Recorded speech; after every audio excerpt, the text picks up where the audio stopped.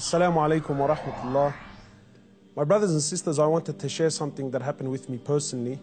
Not too long ago, I went to visit a friend of mine whose mother was dying of cancer. She had been battling cancer for about 5 years, and news came to me that she was on her last days. So I went to visit the brother, and as I sat down with him, he was explaining to me that his mother is going through that state of sakarat al-maut, conscious and unconscious, and that the cancer was really starting to spread all over. So as I sat with this friend of mine and we were talking, his eyes teared up. So I assumed that because his mother's dying, and so I tried to comfort him, and I said to him, look, this is natural in life. And he said to me, I'm not crying because she's leaving. And of course I am upset, but that's not why I'm crying. I said, then why are you upset? He said, I'm upset because all my life I've never thanked my mother for what she's done.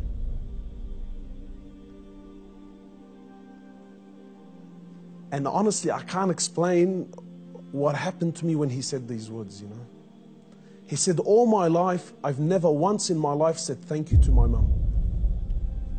He said, and now that she's sitting in the next room and she's alive, but she's conscious and unconscious, and even if I spoke to her, she's not going to be able to understand or comprehend the words that I'm saying.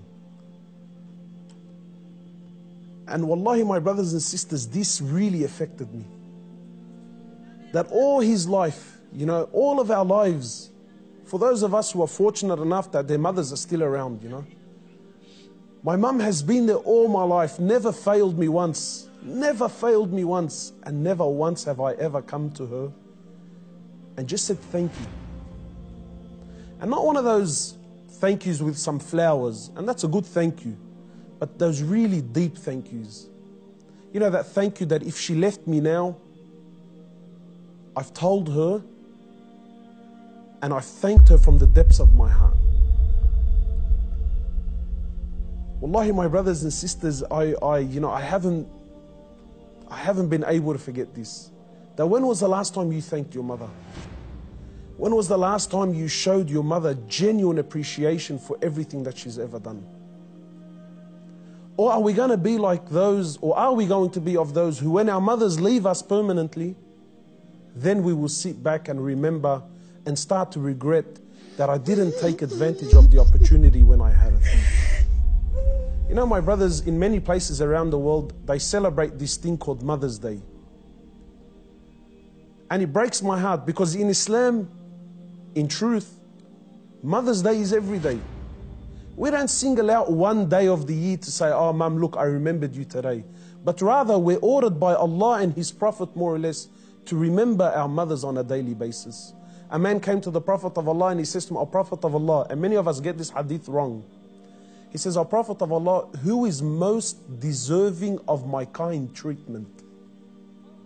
He says to him, your mother. He says, then whom? He said to him, your mother. He said to him, then whom? He said to him, your mother. He said, then whom? He said, then your father. Many of us, we interpret this to be love, that my mother is most deserving of my love. No. The person that is most deserving of your kind treatment, of your money, of your health, of everything that you possess, the person that is most deserving of this more than anyone, above all, is your mother, then your mother, then your mother, and then your father. My brothers and sisters, in short, many of us, we still have our mothers. Wallahi, do not be of the losers who wait until our mothers leave us permanently, only then to wish and to regret and say, I wish I can go back and thank my mother. If your mother is still around, run. By Allah, run to her and thank her for everything that she's done.